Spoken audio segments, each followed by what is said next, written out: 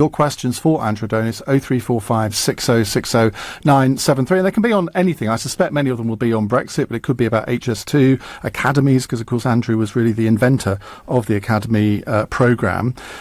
So let's go straight into the call, shall we? Let's go to John in Finchley. Hello, John. Hello, Ian. Hello, Andrew. Hello, John. I've had the pleasure of meeting you a few times, Andrew. Unfortunately, I haven't yet had the pleasure of meeting Ian. But well, you never know. One thing might lead to another. Let's see what the question is. He might invite you on to do my job if it's a good one. Well, I want to thank you for still sort of fighting for the cause for Remain, really. And apologies, Ian, because I know you're a Brexiter. But Andrew, with all the evidence pointing the pound down, industry moving out of the country, including one of my son's businesses, that looks to want to move to mainland Europe. Frankfurt and Amsterdam, amongst others, wanting to get chunks of the city. What can we do to persuade the Brexiters that we're making a mistake? Well, there's a nice, easy one to start with. Well, I don't think you're going to persuade my friend Ian and others that Brexit is a bad idea. Let's be clear. There are very, very strongly held views on this, and we need to respect those views too. I think it's quite important that there's mutual respect between those holding different opinions on this big issue. But I think what may well happen as the process of negotiations continues, and let's be clear, we're coming up now to almost the second anniversary of the Brexit referendum. I think what may become clear is that the people need to have the final say on the terms. We had a referendum 18 months ago on the principle of Brexit, which you were against. Which I was against. I was strongly against. I haven't changed my mind or anything. But I think when it comes to the final terms, just on that, there could then be a referendum. Just on that, given that you were against a referendum to start with, and Tom Harris eloquently puts it, says this in the Telegraph today, he says, my personal favourite of all these democratic champions are those who claim that referendums have no place in a parliamentary democracy, that they're too easily manipulated by vested interests, and that therefore we should have another one. It's rank hypocrisy to want another one when you didn't want one in the first place. I think at the moment that's an irrelevant view, because the only way that you can make a decision following one referendum, which involves changing that decision, is by another referendum. Let's be clear what's happened. But the people have voted. Why would we change that decision? Well, because we've seen what the terms are. We don't like them. We, the sovereign people, who have a right to a final say before we do something as momentous as tearing up all our international alliances and trading systems and starting again, before we do that, we should have the final say. And my view is that given that there's been one referendum, if we were to do it in Parliament without consulting the people, I can just imagine, Ian, what your reaction would be, and I don't think it's going to be very favourable. My objection is that that's exactly what Parliament is there to do. I don't think you would think it a good idea, though, for Parliament to vote straightforwardly against what had happened in the referendum 18 months ago. So if Parliament doesn't have the power to do it, the only people then have the power to do it are the sovereign people, and that's the reason why I think the case for a referendum on the final terms is going to become overwhelmingly strong over the next 6 to 9 months. It would massively weaken our position in the negotiations, wouldn't it? Because what incentive would there be for the EU to give us anything other than a bad deal? I don't think they've got an incentive to give us a bad deal. Well, they would if there was going to be another referendum. No, as it happens, I think that the deal will be an okay deal, because we're all trading nations. Our French and German partners, and they're the ones who carry most weight in the European Union. They have a huge amount of trade with the UK, and I'm not in the camp of thinking there's going to be some kind of So what's the problem then? If you treaty. think there's going to be an okay deal, you would still vote against it? Yes, because it's going to be less good than the status quo. The crucial thing is when you've got as we have at the moment. Do you think we were all thick for voting for Brexit then? No, I don't think. I respect the people. Well, you clearly don't. I do respect the people, but my own view is that when they see that the terms, even if they're okay terms by the standards of some of the blood-curdling scenarios that have been put forward at the moment, when they see that it's less good than the status quo, then I think that the case, simply for saying, look, there's no point all this nonsense about completely rewriting our trade and international treaties, all for the sake of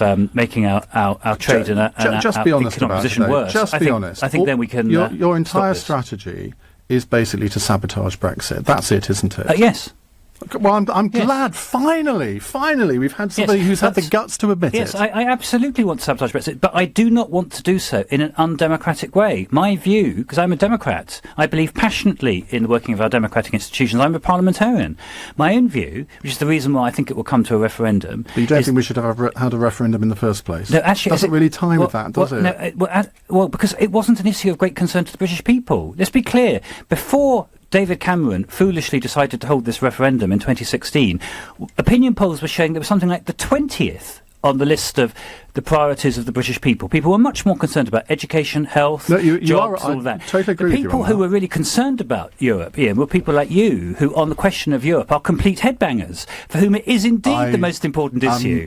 I think anybody who listens to this programme would not agree with that comment. Well, we have free speech. You and I, we speak completely freely between us. But just remember, I have control of the phone. You do, so you may turn it off at any moment. But my view on this one is I wouldn't have held the referendum, not because I'm not a Democrat, but because it wasn't an issue of prime concern to the British people. My own view is that referendums should be reserved for issues of really acute concern. I think, for example, the union with England and Scotland, that is very much an issue. Well, maybe we should have a second referendum on that. No, the British people have decided on that one. Yeah, because you agree with it. Because you agree with the result. Because there's no great groundswell of opinion for another referendum in Scotland. Indeed, even most of those who are... Well, there's no groundswell for a second referendum here, is there? Oh, there is. There isn't. It's starting in this studio, Ian, as we speak. You reckon? You feel the vibes coming over the table at the moment. The vibe I'm feeling is that you are pitching yourself as the effective leader of the anti-Brexit campaign. Why are you doing that? I'm simply doing my job. I'm a parliamentarian, and the job of parliamentarians is to give frank advice in Parliament and in debates. I see it as my job. There's no more important issue facing the future of the country at the moment than whether we're in or out of the European Union, and I have a duty to give my view. As somebody who's never been voted in on anything, you're an appointed member of the House of Lords, you've never been voted into elected office, unless you can correct me on that. I was once a local councillor. For the most important council in the country, the city of Oxford. And I can assure you, the city of Oxford, it carries debates. But it's a bit rich, isn't it, for somebody who's unelected to lecture us about democracy? Hold on. Parliament has two houses, Commons and Lords. People like you, Ian, lecture us night and day about parliamentary sovereignty and how it's being wrenched out of our hands by these Brussels bureaucrats. You can't then go and say that somehow it's illegitimate for the House of Lords to offer its view. You don't really believe that, do you? I don't believe that at all. You're putting words into my mouth. So in that case, we're all of one mind here, and we both agree that I have a perfect right to speak. Can you imagine that the House of Lords might reject the current Brexit bill? No. Not for a moment, and nor do I think it would be reasonable for the House of Lords to do so. Good, well, we've covered that. What I think the House of Lords could do, though, is to say that we need processes in place that see that the British people are properly consulted about the final deal. Robert is in Dulwich. Hello, Robert. Yeah, hi. Good evening, gentlemen. Hi. Mr. Adonis, are you at all worried that you're going to cause a potential civil strife on the streets in the future if you're successful with thwarting Brexit? Is that something that you factor into your considerations? I mean, there's no point in having a debate with you about the clearly obvious logic that if you were to get the second meaningful vote, the Europeans are going to offer us a good deal. Why would they offer you a good deal? And everyone can see that. And that's why people are going to go out onto the street. You claim you can't see it, but the real reason is you're just seeking to sabotage Brexit. I don't think that's... You talk very nicely, you have all the words, you've got all the knowledge of how all the inside works, but on the outside, it just looks like someone who wants to just basically say to people, sorry, we're not going to listen to you, we're staying in the European Union. And you're going to have civil unrest if you carry on with this. Is that something that does worry you a bit? I don't think that's fair. If you listen to what I said earlier, I do not think that parliamentarians alone can stop this move to Brexit because of the referendum that was held 18 months ago. I think that for the process to be stopped, it has to be stopped by the British people, and that's why I think a referendum on the Prime Minister's terms... And being a Democrat, if there's a majority for stopping it then I don't think people will be on the streets. I think everything will be fine. Because I think there will be 17.4 million people who would feel very aggrieved, some of them more aggrieved than others. Personally, I would question the point of bothering to vote in the future if that referendum result was overturned. Now, you will call me a headbanger for saying that, well, but I think people would feel very let down. General elections are not the same as referendums. You vote in general elections, and you vote in an election even if it produces a result you don't want, and you don't say, having got a result that you like, I am now refusing to vote in all future general elections. No, but unfortunately what you're doing is, because you didn't get the vote you wanted, you're now saying that we have to have continued referendums until we do get the result. Is it best of 3, best of 5, best of 7? No, the referendum's on very different issues. The referendum 18 months ago was on the principle of whether or not Britain should leave the European Union. The one which would be held in early 2019, in a year's time, would be on the actual deal that the Prime Minister has negotiated. And it's perfectly reasonable that the people should have the final say on the actual deal. But if people on your side of the debate think that some of us were too thick to vote in the original referendum, wouldn't we be too thick to understand the deal that Theresa May comes up with? I haven't said that at all, Ian. But most people on your side do say that. You're putting words into my mouth. I've never said anything of the kind. I entirely respect the right of the British people to make big decisions on their own account. I entirely respect the result 18 months ago. The issue is whether the British people should also have a final say on the final deal. OK, loads and loads of calls coming in. We'll get to more in the next 15 minutes. You're listening to LBC. I'm Ian Dale. It's 4:46. This is LBC. There are some moments that only happen once. Moments you want to be part of, and ones you just have to share with others. Baby's first steps, 21st birthday parties, or just daft moments at work. That's why you need to make sure you choose the right mobile network. At BT Mobile, we're so confident in our network, we give you a 30-day money-back guarantee. A whole month to see if it's right for you. Be there, BT. New customers on SIM plans excludes handsets and regrades, refund and plan allowance only. Ross Powell has the LBC travel news. Thanks, Ian. A really busy one for the M25 this evening. On the Kent stretch, the anti-clockwise entry slip road is closed at junction 2 for the Darrant interchange because of an accident. There are delays going back to the Swanley interchange. Nearby, though, all lanes have just reopened anti-clockwise at junction 1B for Dartford. There was an accident there involving a lorry and a car, but it's now been opened up again. If you're heading towards the Hertfordshire stretch of the M25, there's a lane closed anti-clockwise between junction 25 for Enfield and 24 for Potters Bar. A mobile crane has broken down there, and that's causing delays. And if you're heading towards East Ham, the Barking Road remains closed off between Ron Leighton Way and the High Street North Junction following a serious accident. LBC Travel, I'm Ross Powell. He carries that fear. I don't know if you and I have the same ideas of freedom. It's close to home, it matters more. LBC at the weekend. Majid Nawaz. Why is the far right rising? I'll tell you. When you silence reasonable voices who are attempting to have a rational conversation around facts, then those extremist voices rise to the forefront. Leading Britain's conversation. Majid Nawaz. Saturday and Sunday from 12 on LBC. Save £120 on the Samsung Galaxy Tab A and enjoy a huge 15 gig of data for only £16 a month. Just one of the amazing offers in the Vodafone Big Winter Sale, in store and online. The future is exciting. Ready? Vodafone. 24-month agreement. Credit check and RPI increase apply. See vodafone.co.uk/terms. Ends 31st of Jan. At the Co-op, selected packs of British meat including mince are now 2 for £5. So whether it's your favourite spag bowl, shepherd's pie or even homemade burgers, you can settle down to some good old-fashioned comfort food at a good old-fashioned price. Another New Year deal from the Co-op. Participating stores only. See sticker packs in store. Divorce. It threatens the things you've worked hard for in more ways than you can imagine.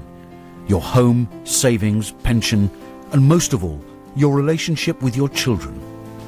Don't let divorce cost you any more than it has to. Cordell & Cordell is dedicated to helping men in matters relating to divorce. Call now on 0330 60 60 161 or visit cordellcordell.co.uk. Office in central London. A partner men can count on. Highways England is here to improve your journey. Have you noticed the red X's above you when driving on the motorway? Think they're not important? Think again. They mean there's an obstruction or danger up ahead. So if you see one, you must change lanes safely to avoid a penalty, or even worse. So when you see a red X, it's there for a reason. For more information on red X's, Search online for smart motorways. Check messages, check tweets, check likes, check the score, check tomorrow's weather, check mum's okay, check last minute tickets. Check photos from Pete's stag. Oh, let me see. My phone's just died. We check our phones, tablets and computers over 100 times a day, but we don't check our travel, so we don't know about delays till we're stuck in them. Check our travel updates whenever you check in to help you get where you need to be. Search TfL Check Your Travel. To the Mayor of London and TfL, every journey matters. Get more for less with Mobalpa kitchens. Stylish on the outside, clever on the inside, with up to 20% more storage space than a standard size kitchen unit. Order now to pay no VAT for a limited time only. Find your nearest Mobalpa kitchen studio at mobalpa.co.uk. Ian Dale at Drive on LBC. 9 minutes to 5 here on LBC. You're listening to Ian Dale at Drive. We have Lord Adonis with us, Andrew Adonis, former chair of the National Infrastructure Commission. You may want to ask him why he resigned from that. He may have very strong views on the position of the Transport Secretary, Chris Grayling, who we spoke to on the programme a couple of days ago. My big concern, Ian, is that Chris isn't on the line. Because, he isn't, no. Because there are big questions he's got to answer about rail fares and about the £2 billion bailout of Stagecoach and Virgin on the East Coast Line. And I'm told he's now in Turkey, having been in Qatar. Well, I'll tell you what. But I know that there are phones in Turkey. If we so get Chris in Turkey, we'll give him priority. If you could see he come straight through, because I'm very keen to ask him some questions. If you'd like to watch us as well as listen to us, go to Facebook Live, the LBC Facebook page, or at lbc.co.uk. And of course, your calls 0345 6060 973. Steve in Kings Langley does not want to talk about Brexit. Steve, what's your question? Hi, Ian. Hi, Mr. Adonis. Although I agree totally what you said about the Brexit situation, I don't want to talk about that, but I just wanted to tell Mr. Adonis that how HS2 has affected my family. Essentially, I spent 10 years building my house. I'm a builder with 40 years' experience. The house was valued at sort of 1.2 million. We ended up getting 900,000 for it. It took 2 years to sale. The stress and the trouble essentially has split my family up. I now live on a canal boat, and I'd just like to know how he would feel. I've lived in this country all my life. I did a 5-year apprenticeship, and now, it split my family up. My family lives 60 miles away with all the stress and pressure. I've got personal friends of mine that want to retire and downsize in Buckinghamshire, Great Missenden, Wendover, etc. And I'd just like him to know that, the compensation isn't available for everybody. Nobody wants to buy a house in an area where HS2 is going through. So what's your question, Steve? I'd like to know how he would feel, if he was in my position, essentially. Andrew? Well, Steve, I'm very, very sorry to hear about what's happened to your family. Of course, I don't know the precise circumstances. It's very hard for me to comment. But look, all I can say is... Well, he's just told you, to be fair. Yeah, no, but I don't know precisely why there was one valuation against another and why Steve got 900,000 rather than 1.2 million. No, and it's not just me. It's hundreds of people throughout Buckinghamshire, throughout Hertfordshire, through Harefield. Parts of South Bucks, North Bucks, everywhere. I mean, my house was right near Chequers Estate. I've driven past there just this week to get some stuff, and they're the same houses for sale. Now, if a house is for sale forever, it never gets. I mean, basically. The principle of compensation is that people should get the value of their house, and if you haven't, I'm very sorry to hear that.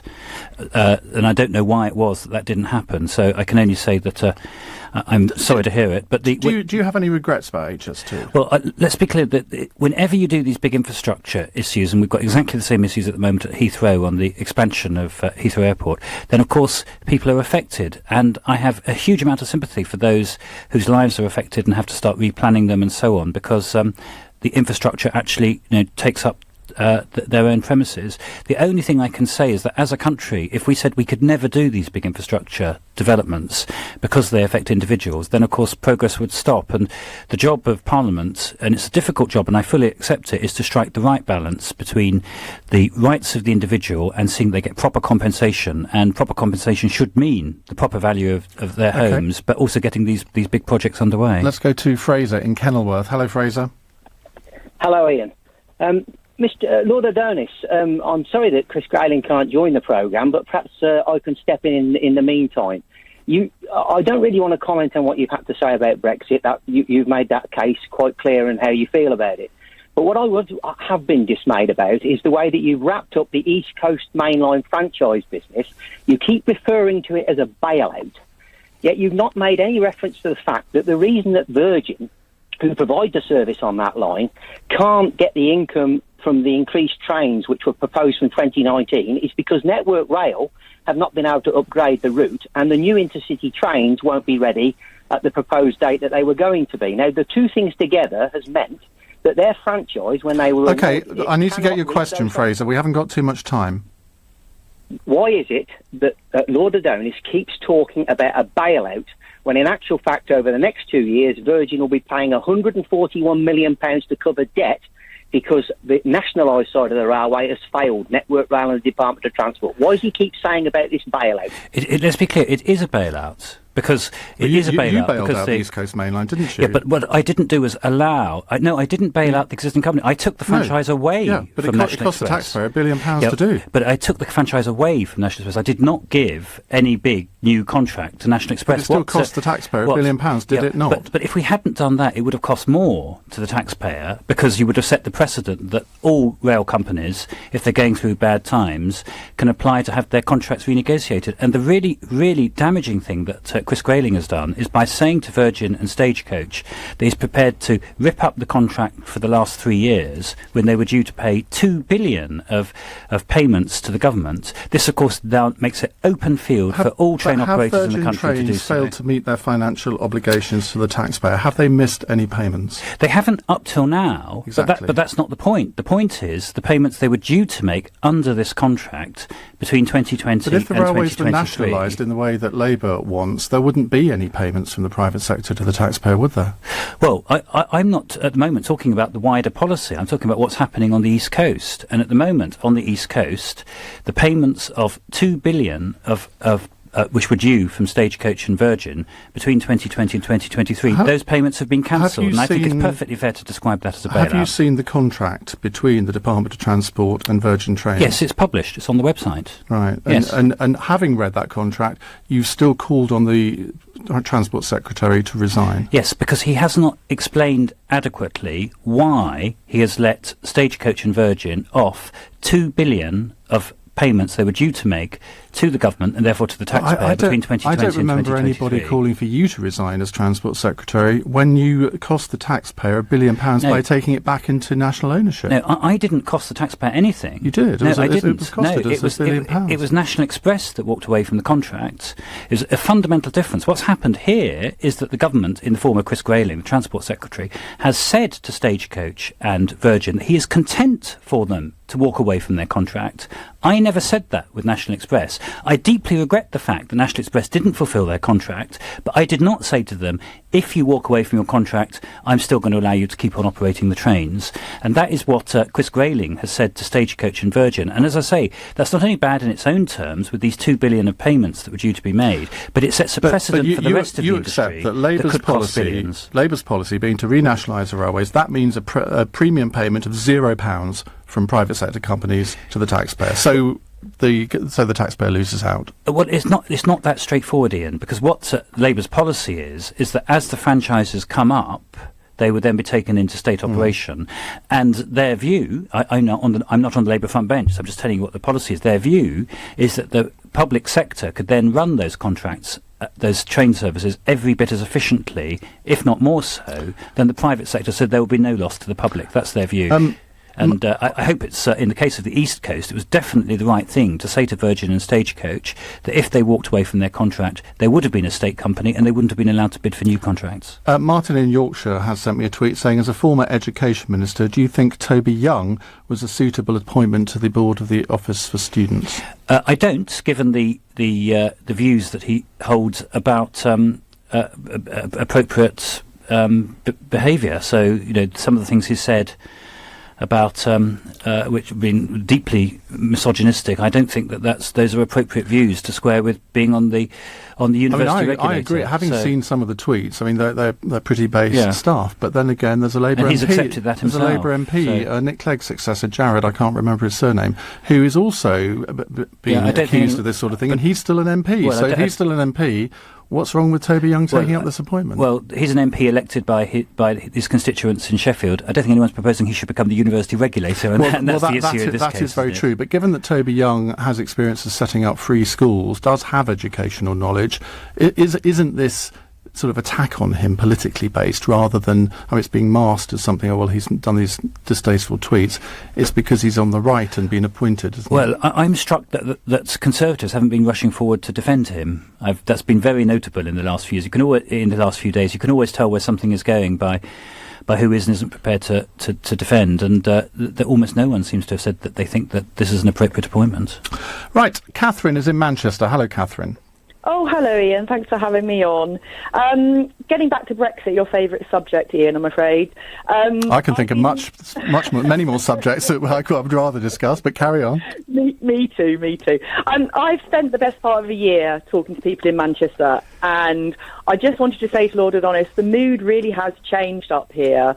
I've seen loads and talking to loads of regretters now who really do have a desire to vote on the deal now that they feel more informed. And my question is, what should I be saying to them? What can they do to try and secure a referendum on the final deal? Well, I'm very, very glad to hear that, because that's very much my view, is there should be a referendum on the final deal. What they should do is write to their MP. Indeed, what they should also do is constantly phone into Ian's programme. They do, believe me. Ian, who I've got great admiration for, is a man of the people.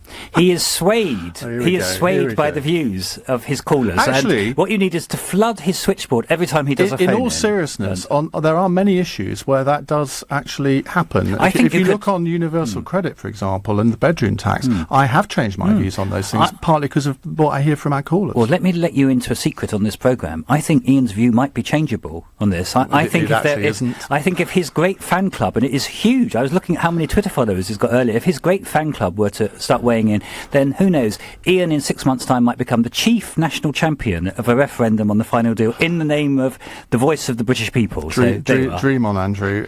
Do you regret working for the government as chair of the National Infrastructure Commission, given that you've just resigned from it? I hugely regret that we got into a position at the end where I couldn't continue, because it's not my... But what a change. It's not my style. Well, we had two things happening. The first we had, unfortunately, was the East Coast bailout that we've just discussed, and I think that made my position untenable just in terms of infrastructure, because I was saying... But why not resign at the time? Why wait till your skiing holiday in Austria to make the decision? Well, this all happened in early December, so I wasn't exactly hanging around. It was early December, and a lot of the exchanges... Is it something you really need 3 weeks to think about, though? Well, it was a lot of the way it developed was in mid-December. I was having exchanges with officials about whether the government had behaved appropriately and so on. This was going on until very close to Christmas, and I'm sorry that happened. On the question of Brexit, you're quite right. It's been clear for some time, and I've hardly sort of hid my light under a bushel that I've been strongly opposed. The reason why the situation, in my view, has become so difficult now is that the Brexit legislation is about to come to the House of Lords, and that means I'm going to be day after day criticising the government, and it's one thing to issue periodic salvos. There's nothing final to do question all the time. just on that. Tony Blair said today that Labour would annihilate the Tories if they changed their position on Brexit and came out for Remain. Is he right? I do believe so, yes, because I don't like words like annihilate. I don't use those aggressive words, which I'm much... I don't know. I've been watching you on Twitter over the last few months. You've come up with far worse than that. Ian, as you know, I'm a snowflake. I don't use words like annihilate. Well, look, Andrew, but do I think Labour could win if it takes a strong anti-Brexit position? Definitely, because that's where I think the mood of the British people now is. Andrew, it's been an absolute delight talking to you. You've got our phone lines going very well, I have to say, which is why we've gone over 5 o'clock, which we never do. So well done for doing that. That's Andrew Adonis. You will be able to watch this back on Facebook Live, and it'll be on our website very, very shortly. This is LBC. It's 5 minutes. On FM